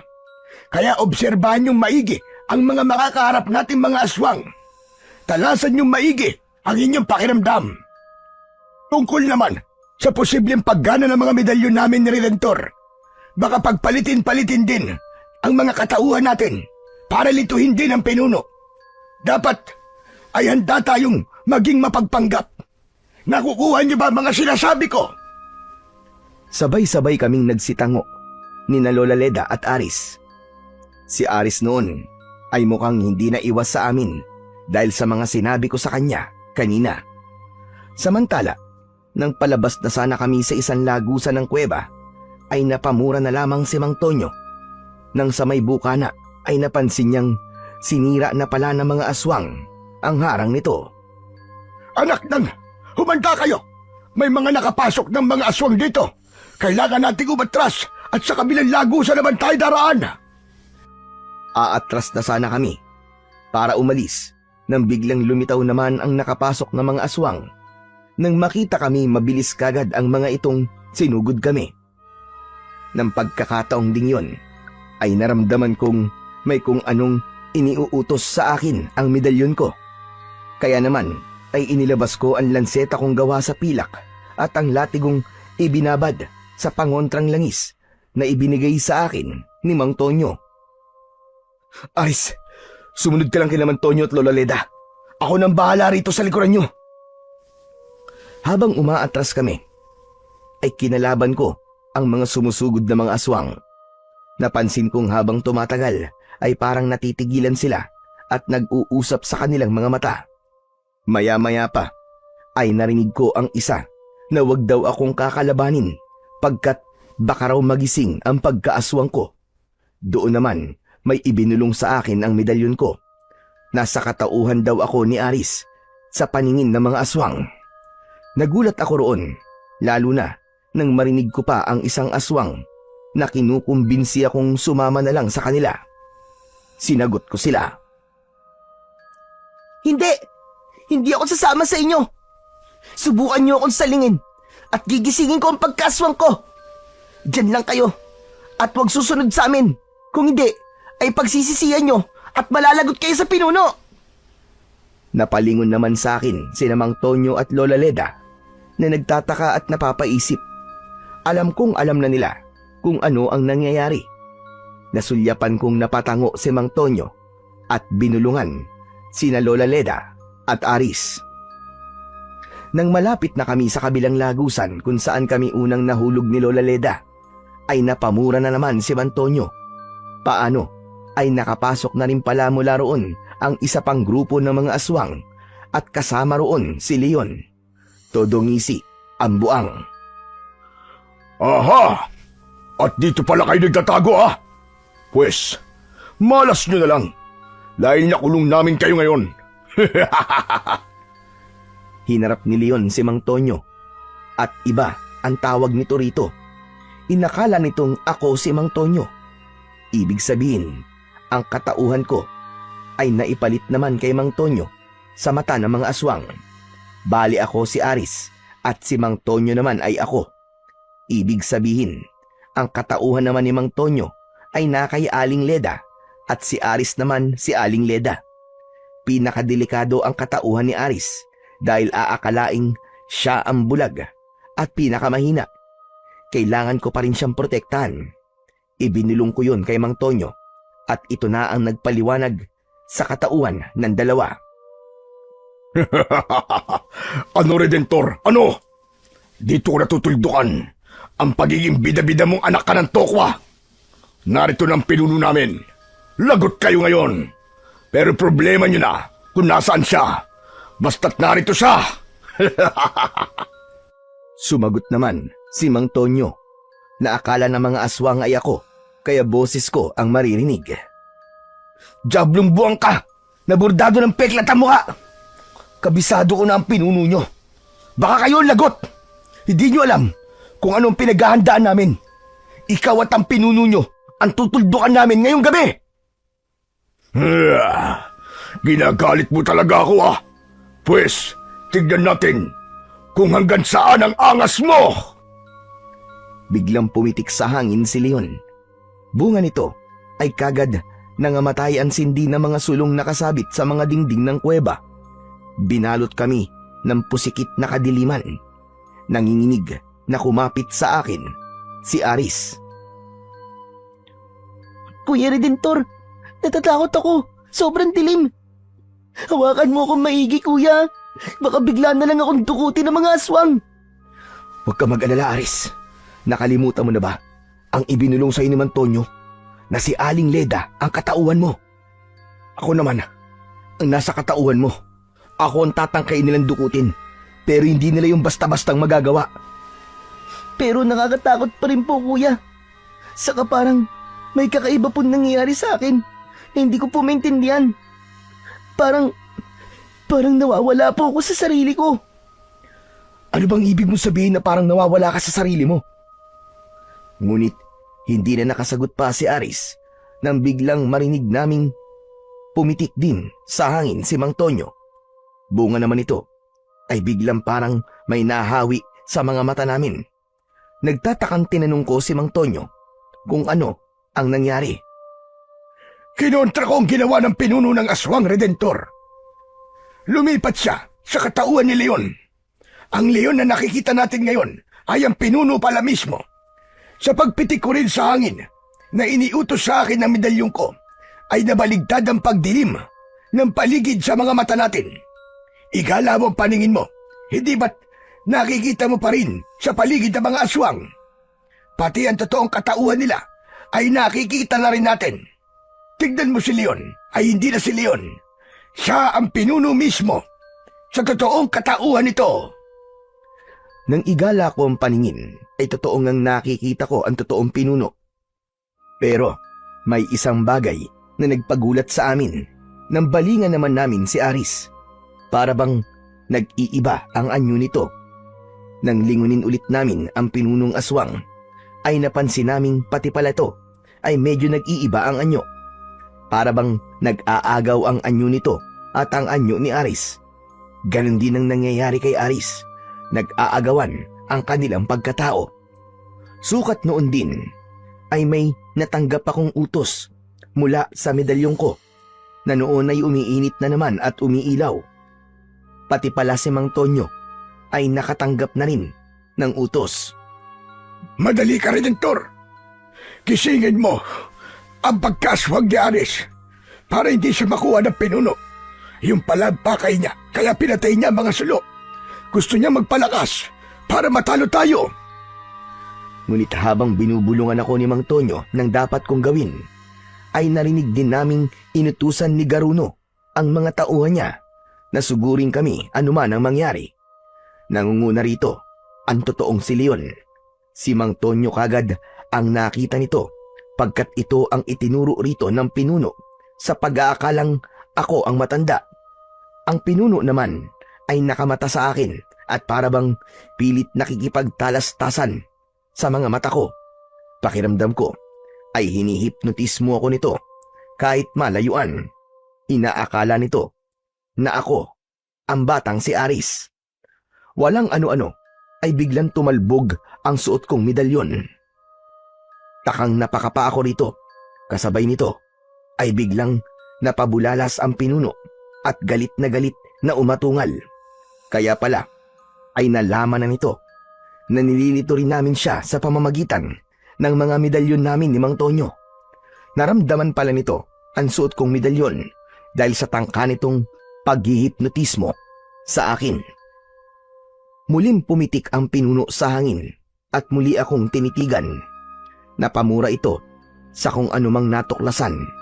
Makaraan ay sinambit nitong sa kanya raw si Aris at wala raw makapipigil sa kanya na makuha ang bata. Pagtingin ko kay Aris ay nanlaki ang mga mata ko, nanlalong lumala ang nangyayari sa kanyang pagkatao. Ano na, Redentor? Bakit tuluyan ang makuha ni Garuno ang kaluluwa ni Aris? Dahil nalantad na rin pala ang totoo kong katauhan kay Leon, ay galit na galit ako nitong sinugod at uunahan sana ako sa gagawin ko kay Aris. Anak ng tokwa ka! At tinangka mo pa kami lituin, ha? Pwes, hindi ka magtatagumpay sa balak mong gawin kay Aris. Mga kalahi, pagtulungan natin siya! Sa pagkakataranta, ay inilabas ko ang lanseta kong pilak at marin itong idinikit sa balat ni Aris. Todo sigaw ito at hindi ko tinigilan hanggang sa mamula ang mga mata nito at tuluyang magising ang pagkaaswang. Malakas akong itinulak ni Aris nang makapagpalit ng anyo. Nagulat ako sa sobrang lakas nito. Naibalibag ako at nadamay pa si Mang Tonyo. Pareho kaming tumilapon at lumagapak sa dingding ng kuweba. Sa pagkakatilapon naming yon, ay may mabilis na ginawa si Mang Tonyo. Hinubad nito ang suot na medalyon at isinuot sa akin. Kasunod nito ay mabilis itong sumambit ng munting orasyon at pumitik muli sa hangin. Panahon na para talunin mo si Garuno, Redentor. Ngayon mo na ilabas ang lahat mong tapang. Pagdikitin mo mga medalyon sa iyong palad at pagkakalooban ka nito ng kakaibang lakas at talas mag-isip. Sundin mo ang kahit na anong ibulong sa iyo. Sige na, samantalain mo na ang pagkakataon habang nalilito pa si Garuno. Sinunod ko agad ang sinabi ni Mang Tonyo. Habang pinagdidikit ko ang mga medalyon, ay galit na galit namang hinarap ni Aris si Garuno. Humanda ka sa amin, Garuno! Ikaw rin, Leon! Tikman niyo ang ganti ng mga magulang kong pinatay at inagawan niyo ng itim na bato! Aba, ang tapang mo naman, bata ka. Sige, sumugod ka at mapupulbos ka sa amin! At tuluyan na ngang sumugod nang walang takot si Aris. Susugod na rin sana ako, pero bigla akong pinigilan ni Lola Leda nang maramdaman ito ang gagawin ko. Sandali lang, Redentor. Uusap muna natin ang mga pagontra kong lagi sa mga medalyon mo. Dagdag lakas at protection mo na rin. Si Leon ang una kong kinalaban dahil humarang ito sa tangka kong pagtulong kay Aris dahil alam kong dehado ito laban sa mga aswang at kay Garuno. Hoy, Tokwa! Kami ang kalabanin mo! Hindi mo kaya ang pinuno! Ganun ba? Kung ganun, tatapusin ko na rin ang pagbuburda sa mukha mong buwang ka! Sa sobrang gigil ko, ay hindi ko tinantanan si Leon at ang mga kasama nito hanggang sa magkalat sa lupa ang gutay-gutay nilang mga katawan gamit lang ang lanseta kong pilak. Pero kahit putol na at gumugulong na sa lupa ang ulo ni Leon, ay nakuha pa rin itong asarin ako bago tuluyang malagutan ng hininga. Gugulong din ang ulo mo, Tokwa, sa harap ni Garuno! Sa sobrang inis ko, kahit natigok na ang buwang na Leon, ay sinipa ko pa rin ng sobrang lakas ang ulo nito. Tumilapon ito at tumama pa sa banda ni Garuno na noon ay nakita kong tuluyan na sanang paggugutay-gutayin ang nakahandusay na katawan ni Aris sa lupa. Nanlaki naman ang mga mata ko pagkakita sa sinapit ni Aris, duguan at halos hindi na gumagalaw. Hayop ka! Anong ginawa mo kay Aris Garuno? Pwes, humanda ka ngayon! Tatapusin na kita! Nang gabing yon, ay itinodo ko na ang galit ko dahil sa sinapit ni Aris. Pero bago ko kinalaban si Garuno at iba pang mga aswang, ay sinigawan ko muna si Mang Tonyo. Mang Tonyo! Kunin niyo si Aris at tatapusin ko ng Garuno na to! Gigibayin ko ang kuwebang ito, kaya tumakas na kayo! Madali kayo! Sumunod naman si Mang Tonyo. Tinangka pa siyang pigilan at kalabanin ng mga aswang, pero malakas din pala ang bisa ng panghampas niyang latigo na ibinabad sa langis ng pangontrang herbal. Maliksi rin ang kanyang mga kilos, kahit matanda na. Ako naman ay nahirapang pabagsakin ang pinuno ng mga aswang na si Garuno dahil sa taglay nito na dobleng medalyon. Pero dahil dalawa rin ang medalyon ko, ay nakokontra ko naman. Oo, malakas si Garuno, nandi hamak sa akin. Pero dahil sa hawak kong lansetang pilak, kada patama ko rito ay humihina ito ng humihina. Maging ang ibang aswang ay nadadamay sa paghina nito dahil ito ang kanilang pinuno. Hindi ko tinantanan si Garuno hanggang sa tuluyang mawalan ng lakas. Nang bumagsak ito sa lupa, ay doon ko na itinarak ang lanseta sa tapat ng kanyang puso. Nangisay si Garuno habang unti-unting umuusok ang buong katawan. Sumunod ay nilamon ito ng apoy. Ganon din ang nangyari sa iba pang mga aswang sa paligid. Paglabas ko ng kuweba ay giniba ko ito. Ibinuhos ko ang buo kong lakas. Doon natapos ang mga kampon ni Garuno. Inilibing ko sila roon. Ako naman, sa sobrang pagod, ay bumagsak na rin hanggang sa mawalan ng malay. Kinabukasan, nagising na lang ako na naroon na sa kubo ni Mang Tonyo. Katabi ko sa higaan si Aris na noon ay gising na rin, ngunit may mga benda ang buong katawan. Pangiwing na pangiti ito sa akin. Salamat, Kuya Redentor. Naipaghiganti na po natin ang mga magulang ko. At tama po kayo. Lahat nga po tayo ay may papel para tapusin ang kasamaan ni Ayoko palang banggitin at baka mamaya muli siyang mabuhay. Basta, maraming salamat po talaga sa inyo, Kuya Redentor. Tama si Aris. Lahat ng laban sa kasamaan, bata man o matanda, siga o bulag, ay may kanya-kanyang papel na gagampanan. Basta't nakahanda na magtulungan at sa tulong ng pananampalataya sa Panginoong Diyos. Magmula noon, si Aris ay pinagtulungan na rin naming makapamuhay na tulad naming mga tao. Dahil pursigido rin siya, ay nagtagumpay naman siyang tuluyang talikuran ang pagiging aswang. Mula sa pagiging alagad ng dilim, ay naging alagad siya ng liwanag. At nangako siya sa aming lahat na kahit siya ay may lahing aswang, ay hinding-hindi siya magpapailalim sa kapangyarihan nito. Bagkus ay gagamitin niya ang pagiging aswang niya para kami ay tulungan sa posibleng pagsalakay muli ng mga kampon ng kadiliman at pilit na kukunin ang kapayapaan ng mga taong namumuhay ng tahimik. Si Lola Leda naman, bilang isang mahusay na albularyo, ay patuloy na humahanap ng lunas upang mas mapadali ang batang si Aris na kontrolin ang kanyang pagiging aswang at magamit sa tama.